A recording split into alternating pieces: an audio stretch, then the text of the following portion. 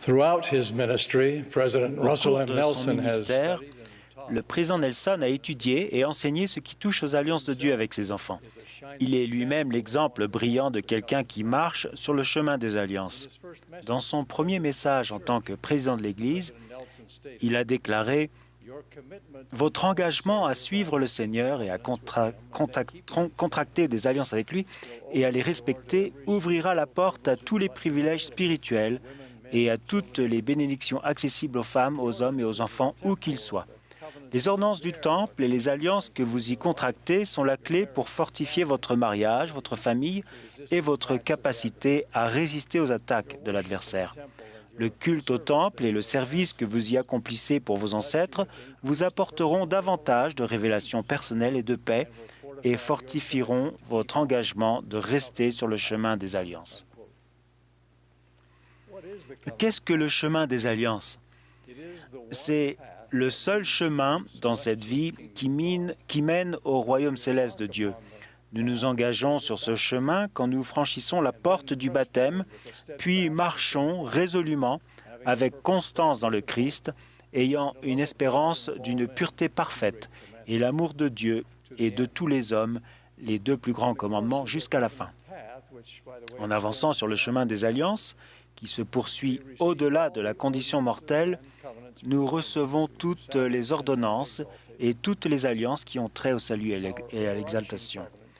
Le principal engagement que nous prenons par ces alliances est de faire la volonté de Dieu et d'être obéissant à ses commandements dans tout ce qu'il nous commandera. L'obéissance aux principes et aux commandements de l'Évangile de Jésus-Christ jour après jour est le parcours qui garantit le plus de bonheur et de satisfaction dans cette vie. Tout d'abord, il permet d'éviter un grand nombre de problèmes et de regrets. Permettez-moi d'utiliser une analogie sportive. Le terme « faute directe » est utilisé au tennis.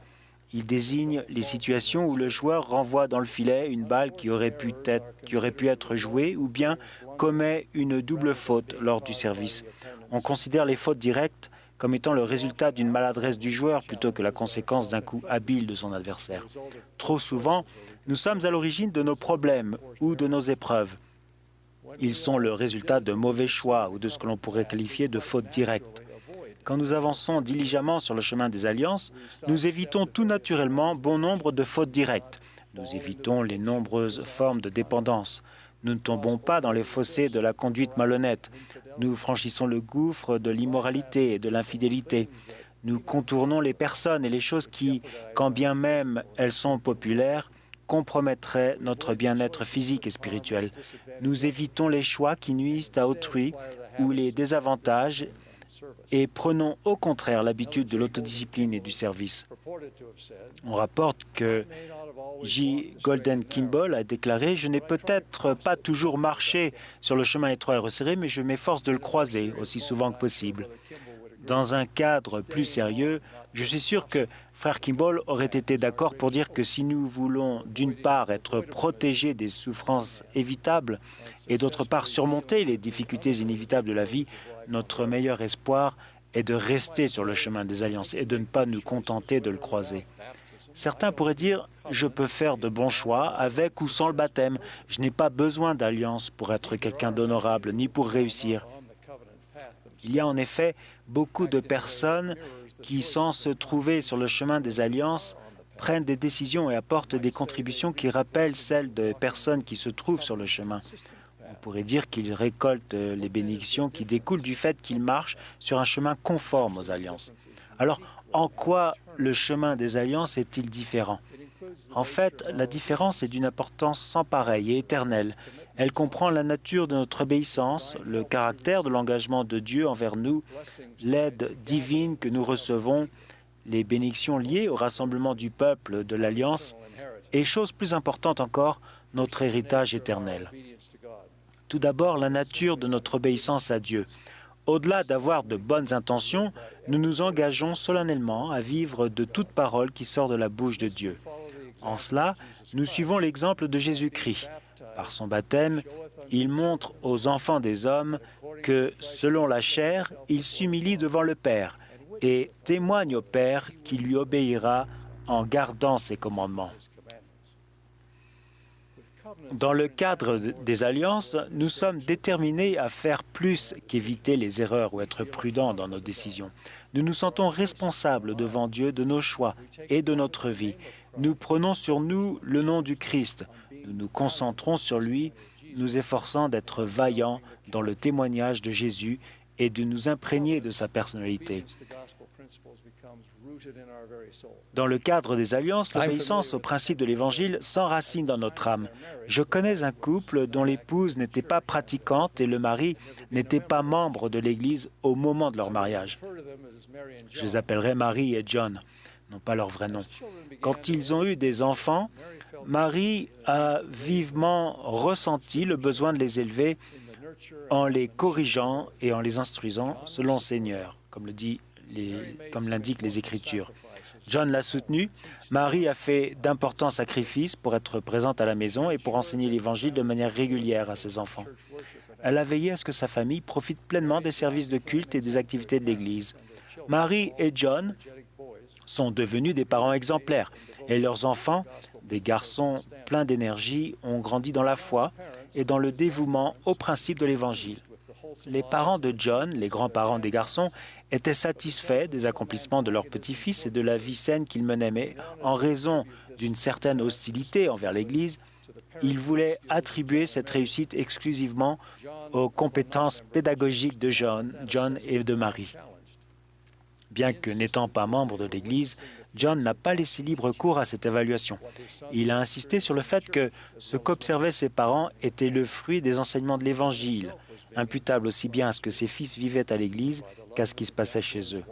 John était lui-même influencé par l'Esprit, par l'amour et l'exemple de son épouse, ainsi que par les encouragements de ses fils. En temps voulu, il s'est fait baptiser, pour la plus grande joie des membres de sa paroisse et de ses amis. Bien que leur vie n'ait pas été sans épreuve, ni pour eux, ni pour leurs fils, Marie et John affirment de tout cœur que c'est bien l'alliance de l'Évangile qui est la source de leurs bénédictions individuelles et familiales. Ils ont vu les paroles du Seigneur à Jérémie s'accomplir aussi bien dans leur vie que dans celle de leurs enfants. « Je mettrai ma loi au-dedans d'eux, je l'écrirai dans leur cœur et je serai leur Dieu et ils seront mon peuple. » Un autre aspect unique du chemin des alliances touche à notre relation avec la divinité. Les alliances que Dieu met à disposition de ses enfants font plus que nous guider. Elles nous lient à lui.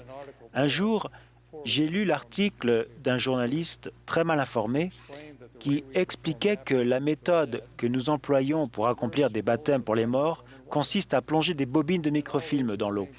Alors toutes les personnes dont les noms sont inscrits sur le microfilm sont considérées comme étant baptisées. Cette méthode serait efficace, mais elle ignore la valeur infinie de chaque âme et l'importance capitale de contracter une alliance personnelle avec Dieu. Jésus a dit « Entrez par la porte étroite ». Car étroite est la porte, resserrez le chemin qui mène à la vie, et il y en a peu qui les trouvent. Au sens figuré, cette porte est si étroite qu'on ne peut y entrer qu'un à la fois. Chaque personne prend un engagement personnel envers Dieu et reçoit en retour une alliance personnelle sur laquelle elle pourra s'appuyer complètement dans le temps et l'éternité. En nous liant à lui, le pouvoir des alliances se manifeste dans notre vie. Cela nous emmène à examiner une troisième bénédiction spéciale liée au chemin des alliances. Dieu offre un don presque incompréhensible qui aide les personnes qui contractent des alliances à être des personnes qui le respectent, le don du Saint-Esprit. Ce don donne droit à la compagnie, à la protection et à la direction constante du Saint-Esprit. Le Saint-Esprit, qu'on appelle également le Consolateur, rempli d'espérance et d'amour parfait. Il connaît tout et témoigne du Père et du Fils, dont nous nous sommes engagés à être des témoins. Sur le chemin des alliances, nous trouvons également les bénédictions essentielles que sont le pardon et la purification des péchés. Cette aide ne s'obtient que par la grâce divine administrée par le Saint-Esprit. Le Seigneur a déclaré « Or, voici le commandement, repentez-vous toutes les extrémités de la terre et venez à moi et soyez baptisés en mon nom, afin d'être sanctifiés par la réception du Saint-Esprit. afin de vous tenir sans tâche devant moi au dernier jour. Quatrièmement, les personnes qui avancent sur le chemin des alliances reçoivent des bénédictions exceptionnelles par l'intermédiaire de différents rassemblements mis en place par Dieu. Les Écritures contiennent de nombreuses prophéties relatives au rassemblement littéral des tribus d'Israël dans les pays de leur héritage, suite à leur longue dispersion. Grâce au rassemblement du peuple de l'Alliance dans l'Église, qui est le royaume de Dieu sur la terre, ces prophéties et ces promesses sont en train de s'accomplir. Le président Nelson a expliqué: quand nous parlons du rassemblement, nous exprimons simplement la vérité fondamentale que chacun des enfants de notre Père céleste, des deux côtés du voile, mérite d'entendre le message de l'Évangile rétabli de Jésus-Christ. Le Seigneur commande aux membres de l'Église de Jésus-Christ des saints des derniers jours: « Levez-vous, brillez, afin que votre lumière soit une bannière pour les nations, que le rassemblement au pays de Sion et dans ses pieux soit pour la défense, le refuge contre la tempête et contre la colère, lorsqu'elle sera déversée sans mélange sur toute la terre. » Un autre rassemblement du peuple de l'Alliance se tient chaque semaine, le jour du Seigneur, à la maison de prière, afin de nous préserver plus complètement des souillures du monde. Nous nous rassemblons pour prendre le pain et l'eau de la Sainte Seine en souvenir de l'expiation de Jésus-Christ, et pour jeûner et prier, et nous parler les uns aux autres du bien-être de notre âme. Adolescent, j'étais le seul membre de l'Église de ma classe au lycée. J'aimais passer du temps avec de nombreux bons amis à l'école. Néanmoins, j'ai constaté que ce rassemblement hebdomadaire, le jour du sabbat, était un moment sur lequel je comptais résolument pour me régénérer spirituellement ainsi que physiquement.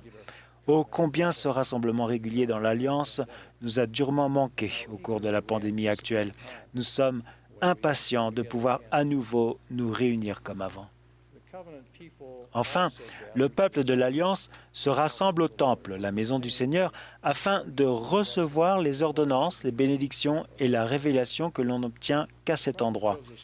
Joseph Smith, le prophète, a enseigné quel a été le but du rassemblement du peuple de Dieu à toute époque du monde. Le but principal était d'édifier au Seigneur une maison par laquelle il révélerait à son peuple les ordonnances de sa maison et les gloires de son royaume, et d'enseigner au peuple le chemin du salut. Car il y a des ordonnances et des principes qui, quand on les enseigne et les pratique, doivent l'être dans un endroit ou une maison que l'on a construite dans ce but. En fin de compte, c'est uniquement en marchant sur le chemin des alliances que nous hériterons des bénédictions d'Abraham, d'Isaac et de Jacob, bénédictions suprêmes du salut et de l'exaltation que seul Dieu peut offrir. Les passages d'Écriture relatifs au peuple de l'Alliance font souvent référence aux descendants littéraux d'Abraham ou à la maison d'Israël. Néanmoins, le peuple de l'Alliance compte également toutes les personnes qui reçoivent l'Évangile de Jésus-Christ. Paul a expliqué: « Vous tous qui avez été baptisés en Christ, vous avez revêtu Christ. Et si vous êtes à Christ, vous êtes donc la postérité d'Abraham, héritier selon la promesse. » Les saints fidèles à leurs alliances se lèveront à la résurrection des justes. Ils sont parvenus à la perfection par l'intermédiaire de Jésus, le médiateur de la nouvelle alliance. Ce sont ceux dont le corps est céleste, dont la gloire est celle du soleil. Oui, la gloire de Dieu, la plus haute de toutes. C'est pourquoi tout est à eux, que ce soit la vie ou la mort, les choses qui sont présentes ou les choses qui sont à venir. Tout est à eux et ils sont au Christ et le Christ est à Dieu. Puissions-nous écouter l'appel du prophète à rester sur le chemin des alliances. Néphi a vu notre époque et a écrit « Moi, Néphi, je vis le pouvoir de l'agneau de Dieu qui descendait sur les saints de l'Église de l'agneau et sur le peuple de l'Alliance du Seigneur qui était dispersé sur toute la surface de la terre, et ils étaient armés de justice et du pouvoir de Dieu dans une grande gloire. Comme Néphi, mon âme fait ses délices des choses du Seigneur. En ce dimanche de Pâques, je rends témoignage de Jésus-Christ, dont la résurrection constitue notre espérance et l'assurance irréfutable de tout ce qui nous est promis sur le chemin des alliances et à son issue. Au nom de Jésus-Christ, Amen.